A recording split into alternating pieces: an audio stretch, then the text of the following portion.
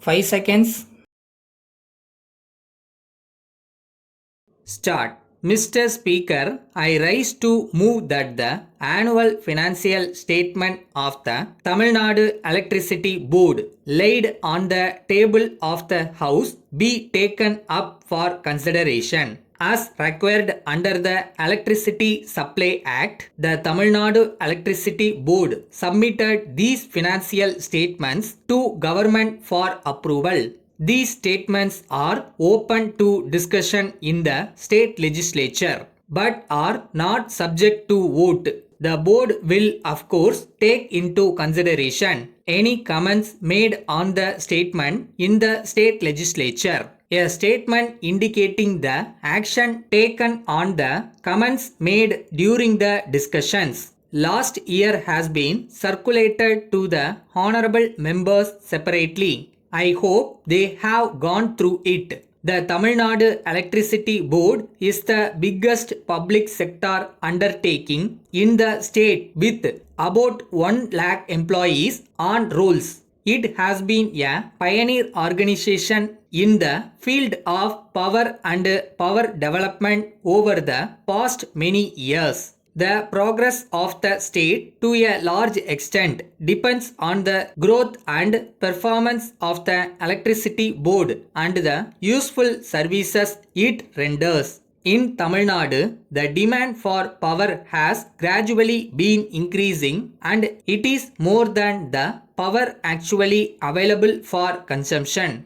Thanks to the rise in industrial activities and energization of agricultural pump sets, the load growth has been very great. Today, Tamil Nadu has an installed capacity of more than 2000 megawatts. The state continues to give top priority to agricultural production. The energy consumption in this sector is well over 25% of the total consumption, which is the highest in the country. The power development in this state has been sustained over the years. The pace of progress in the last decade can be seen from the charts circulated to the honorable members. It may be seen there from that there has been nearly a twofold increase in installed capacity, peak demand, energy generation, with nearly 3 times increase in the number of villages electrified and the pumps connected.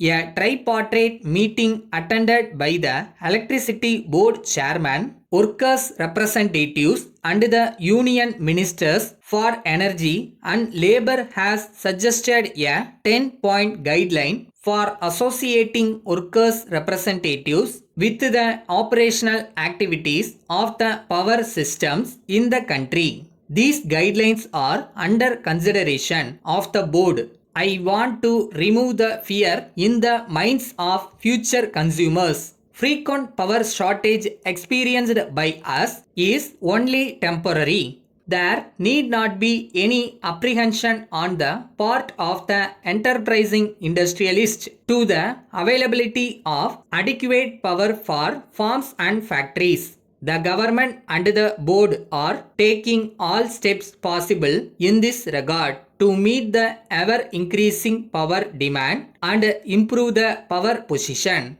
With the multifarious uses of electricity and the changes that have taken place over the years with the introduction and adoption of this effective tool, we have to plan a more liberal and intelligent use of energy. The time has now come to have a second look at our own attitudes and revise them wherever necessary. The concept of conservation of energy is gaining public support all over the world.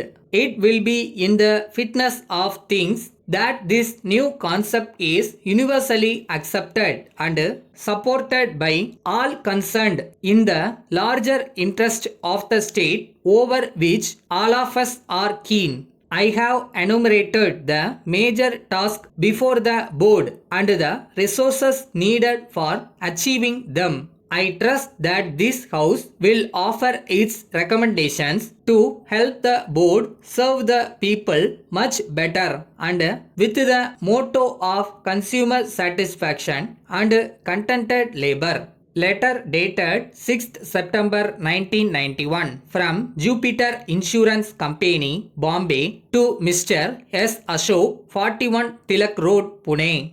Dear sir, thank you for your letter of the first instant regarding the insurance of your personal luggage while touring in the continent. We have already sent you a proposal form which we would like you to complete and return to us duly signed with the necessary particulars asked for. We remind you that it is essential for all details to be accurately furnished, as this form is the basis of the contract.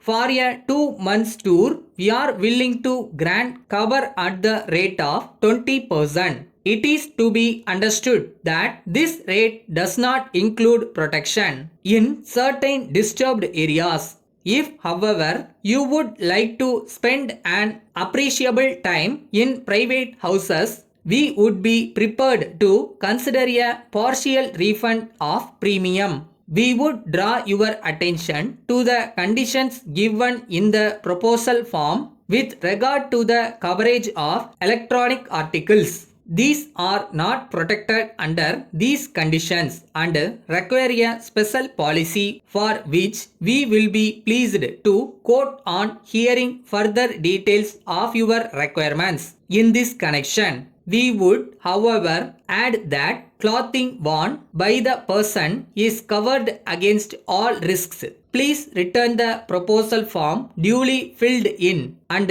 signed at your earliest convenience to avoid any delay. Thanking you, yours faithfully.